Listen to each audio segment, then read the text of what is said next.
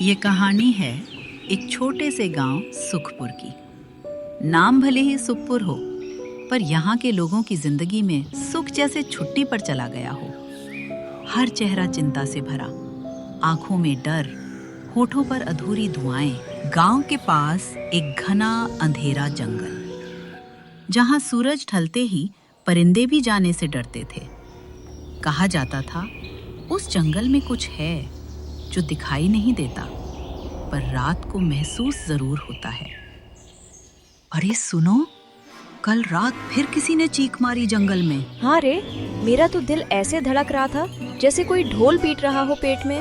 ढोल? अरे तुम्हारे पेट में तो रोज ही ढोल नगाड़े बजते रहते हैं, कभी भूख से कभी डर से।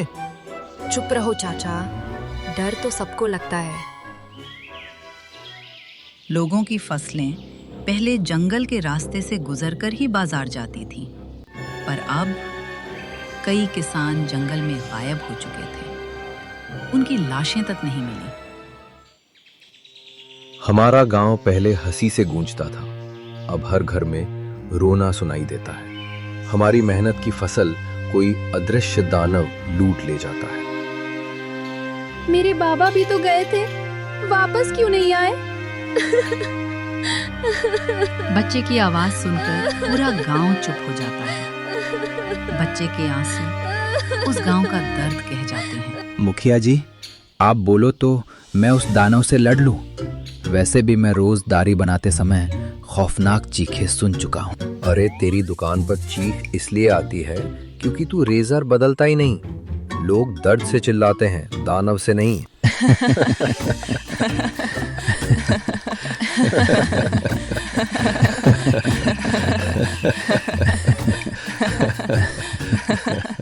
लेकिन उस हंसी के पीछे एक गहरा डर छुपा था, क्योंकि सब जानते थे जंगल में जो भी जाता है कभी वापस नहीं आता। हम इस डर के साथ ज्यादा दिन नहीं जी सकते। हमें पता करना होगा जंगल में क्या है। लेकिन कैसे? एक ऐसा सवाल जिसका जवाब किसी के पास नहीं था, पर गांव के हर दिल में आशा की एक छोटी सी चिंगारी अभी भी जली हुई थी।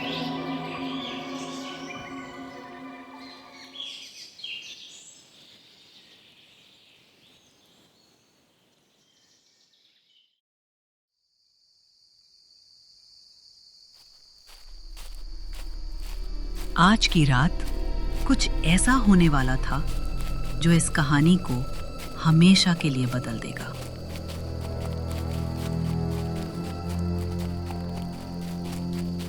रात का अंधेरा गहरा था, ऐसा गहरा कि चांद भी कभी-कभी बादलों के पीछे छिप जाता।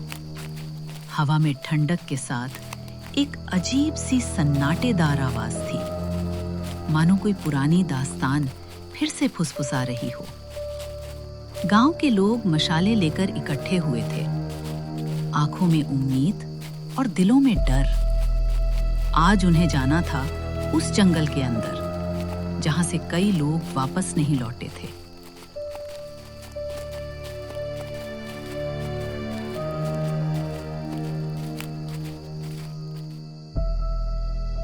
मुखिया ने बहादुरी दिखाई और 3 मर्दों का नाम लिया। तीनों ऐसे जो साहस के साथ थोड़ी नादानी भी लिए थे। उनकी मशालें कांप रही थीं, पर कदम ठान लिए गए थे। हम तीनों जांच के लिए जाएंगे। मैं, नाई और वीरू। शेर आया तो मैं उसको समझाऊंगा, भूख लगी तो मैं उसे शेव कर दूंगा। भला मेरा काम ही है लोगों को नया चेहरा देना। जंगल का चेहरा भी बदल दूंगा मैं। हमें जाना ही होगा, अब और नहीं। या तो हम डर को मिटा देंगे या डर हमारी हस्ती मिटा देगा। तीनों मशाल जलाकर धीरे धीरे पेड़ों की ओर बढ़े। पेड़ों की शाखाएं मानो ऊपर से हाथ फैला रही हों, और हर कदम पर जमीन पर पड़ी पत्तियां खरोंच की तरह आवाज कर रही थी। वे आगे बढ़े तो अचानक रास्ते पर कुछ ऐसे चिन्ह दिखे जो किसी भारी चीज के घिसटने से बने लग रहे थे। मिट्टी पर गहरी खरोंचें, ये क्या निशान है? किसी जंगली हाथी के तो नहीं? हाथी? अरे हाथी तो हमें पहचान लेगा, हमारे बालों की खुशबू से ही पहचान लेगा।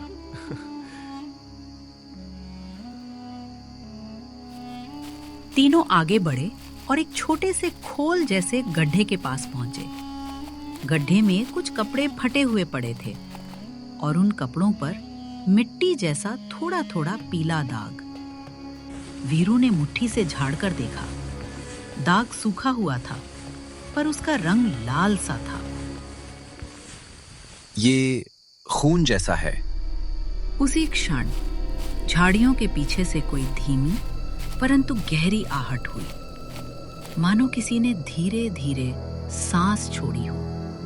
तीनों ठिठक गए। मशालों की लौ ने अचानक अजीब साए बनाए और उन सायों के बीच से धीरे धीरे एक झकझोरने वाली आकृति निकली। पीली आंखों की चमक, बदन पर मिट्टी के गहरे दाग और कपड़ों में जम गया डर। कौन हो तुम? सामने आओ। मदद, कोई मेरी मदद करो। आवाज सुनकर तीनों ने अनुमान लगाया कि वो कोई गांव का आदमी है, और जैसे ही आकृति ने कदम बढ़ाए, सबके ज़हन में पुरानी यादों की झलक आ गई। वो वही शख्स था, श्यामलाल, जो 2 महीने पहले गायब हुआ था। उसके कपड़े फटे हुए, आंखों में अजीब सा खालीपन और चेहरे पर कई दिनों की थकी मुरझाई शक्ल। श्यामलाल, तुम कैसे बच गए? कहाँ थे तुम? मैं कुछ नहीं बता सकता। वो, रुकिए, वे देखते हैं। श्यामलाल का चेहरा ऐसा था जैसे उसने कोई ऐसी चीज देखी हो जिसे शब्दों में बांधा ना जा सके। उसकी आंखों में कोई परछाई बार बार झूल रही थी, कोई ऐसी परछाई जो कोई जानवर नहीं और कोई इंसान भी नहीं थी। जो भी हो, हम तुम्हें गांव के पास तक ले जाएंगे। तुम पहले थोड़ा बताओ, तुमने किससे सामना किया? वो तरह तरह के रूप बदलता है, पेड़ों की तरह खड़ा रहता है और फिर उसकी हंसी में हवा की चीखें होती हैं। उसने मेरे पीछे पीछे रखा, रात भर मेरे पास बैठा रहा और हर बार जब मैं सोया तब वो पास हुआ, और सुबह जब आँख खोली तो रास्ता बदल चुका था। तीनों के होठों पर सवाल और डर एक साथ उभर आए।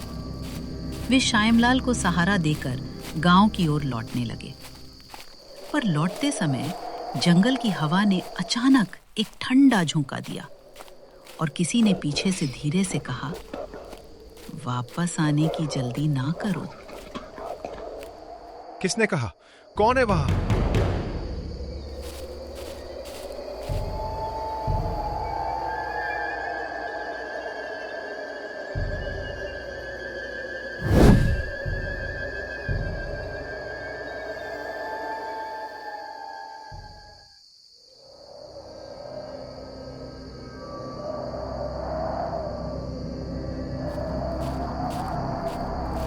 जंगल के भीतर अंधेरा और सन्नाटा इतना गहरा था जैसे सदियों से कोई आवाज हुई ही ना हो।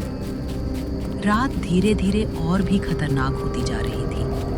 हवा में एक अजीब सी ठंडक फैल रही थी, जैसे किसी अनहोनी की आहट हो।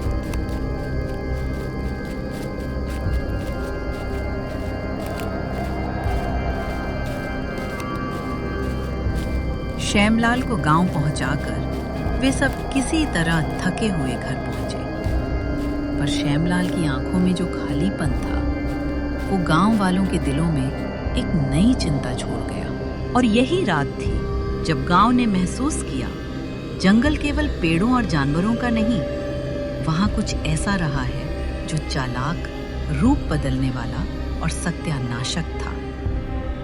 इस रात के बाद गांव की नींद हमेशा के लिए बदल गई और श्यामलाल की दास्तान गांव भर में घूमने लगी।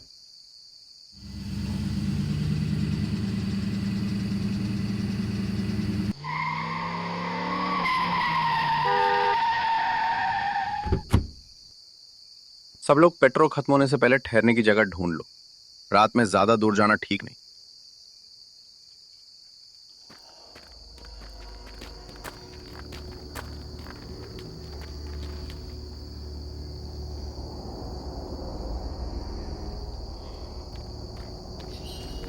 चारों तरफ बस पत्तों की सरसराहट और कीड़े मकोड़ों की आवाज। हर कदम पर लगता कोई देख रहा है, कोई पीछा कर रहा है, पर दिखता कोई नहीं। मुझे अच्छा नहीं लग रहा। जल्दी कोई सुरक्षित जगह ढूंढते हैं। ओए तू चुप कर, ये जंगल मजाक की जगह नहीं लग रहा। अचानक दूर से धातु के घिसटने की आवाज, खर खर खर, जैसे कोई भारी चीज जमीन पर घसीटता हुआ आ रहा हो। ये कैसी आवाज थी? ये इंसानी नहीं थी।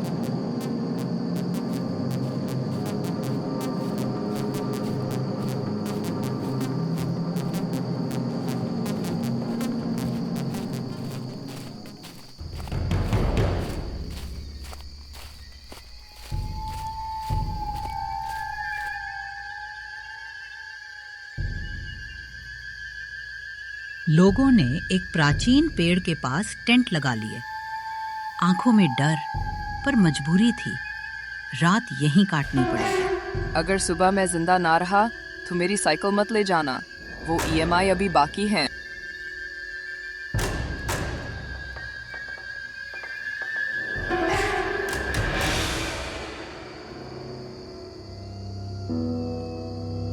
सब अपने अपने टेंट में चले गए, पर सबसे कठिन लम्हा अभी बाकी था।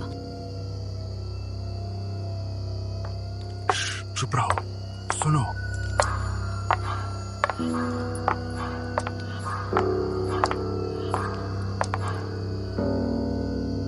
भगवान, ये क्या है?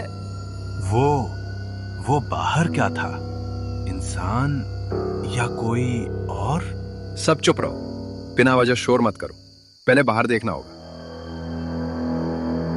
नहीं, प्लीज मत जाओ, बाहर कुछ भी हो सकता है।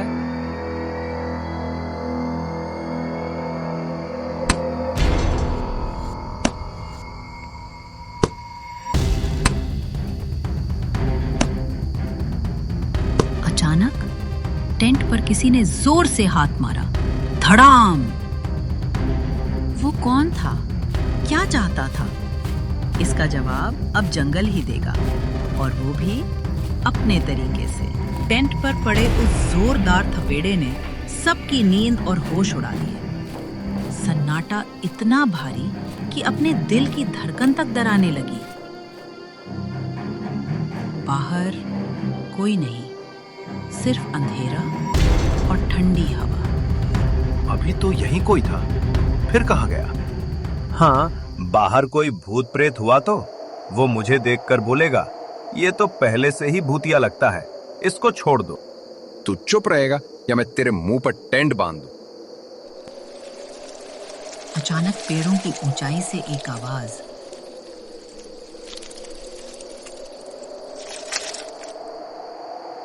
वो ऊपर पेड़ पर। सब ऊपर देखते हैं। अंधेरे में दो चमकती आंखें धीरे धीरे झूलती हुई, जैसे कोई इंसान नहीं, कोई और हो। भागो!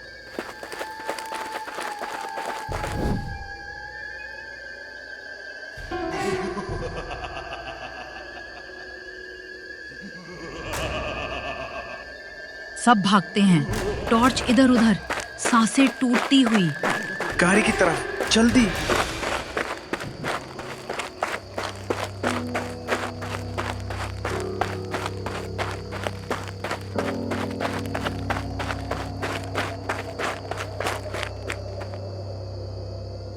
सब दौड़ते दौड़ते उसी प्राचीन पेड़ के पास पहुंच जाते हैं जहां उन्होंने टेंट लगाया था। यानी वो घूमकर वहीं वापस आ गए। ये कैसे मुमकिन है? हम तो सीधे भाग रहे थे। हम घूम गए क्या? ये जंगल GPS खराब करता है क्या? जंगल जैसे रास्ते बदल रहा था, जैसे खुद जंगल उन्हें यहीं फंसा कर रखना चाहता हो। लगता है जंगल का टैक्स ऑफिस यही है। हम चक्कर लगा के वहीं आ रहे। शुल्क भर के ही छोड़ेंगे ये लोग। कौन आया मेरे जंगल में शुल्क दिए बिना? और तभी एक बहुत भारी, बहुत गहरी आवाज चारों तरफ गूंज उठी। वो कौन है?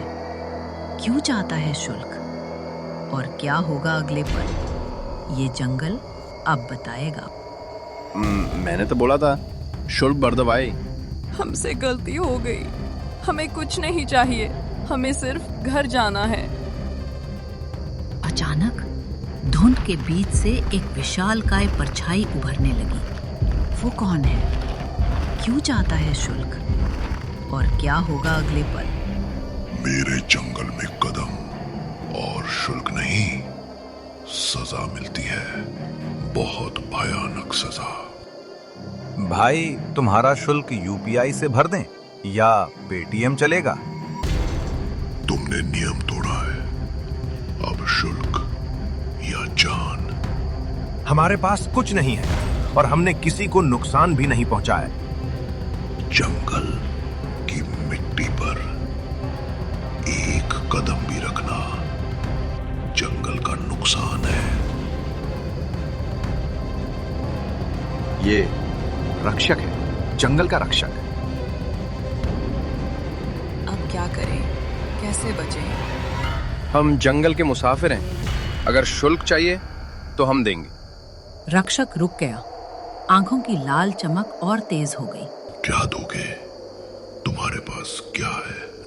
मेरे पास तो सिर्फ एक बिस्किट है, वो भी आधा खाया हुआ, पर भाई मजेदार है। मजाक मेरे सामने? रक्षक ने एक बड़ा सा दरख्त छट से जमीन पर गिरा दिया। सबकी आंखों में मौत का डर उतर गया। हम सब मरने वाले हैं। विक्रम एक कदम आगे बढ़कर अपने गले से तावीज उतारता है। ये तावीज मेरे पिता ने दिया था, ये हमें बचाता है। अगर शुल्क चाहिए तो ये लो।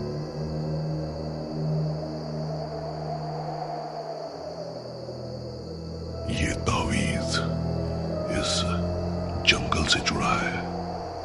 तुम सत्य बोल रहे हो।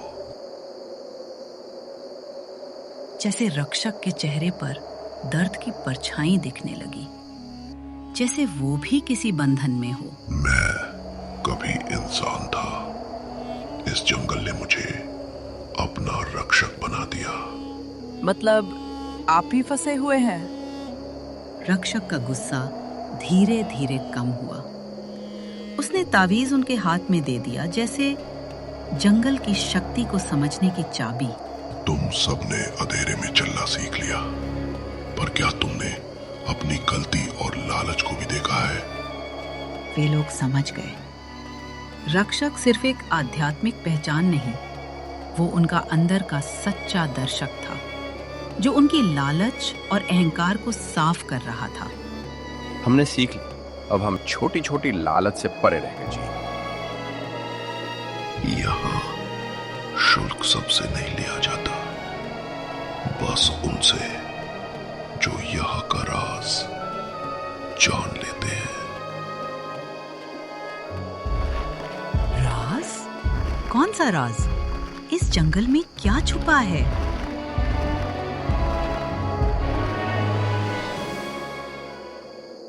रात और गहरी हो चुकी है, पर असली अंधेरा अब शुरू होगा। अब हमें आगे बढ़ना होगा, वही जगह जहाँ रक्षक का असली राज है। राज? कौन सा राज?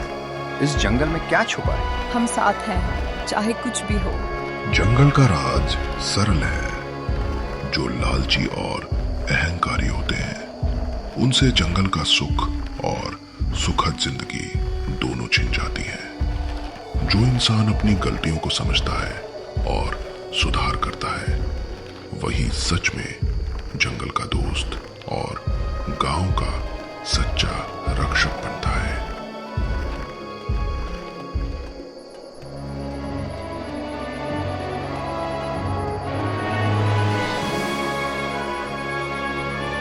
वे लोग जंगल के अंदर एक पुराने मंदिर के खंडहर तक पहुंचते हैं।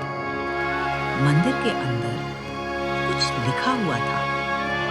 तावीज की रोशनी में रक्षक का डरावना रूप पिघलने लगता है। कुछ ही क्षणों में उसके सामने एक थका हुआ लेकिन पूरी तरह इंसानी चेहरा खड़ा होता है। वही इंसान जो कभी जंगल के श्राप में बन गया था। तुमने लालच छोड़कर सच और सुधार चुना, इसीलिए मेरा श्राप भी टूटा। अब मैं भी तुम्हारी तरह बस एक इंसान हूं।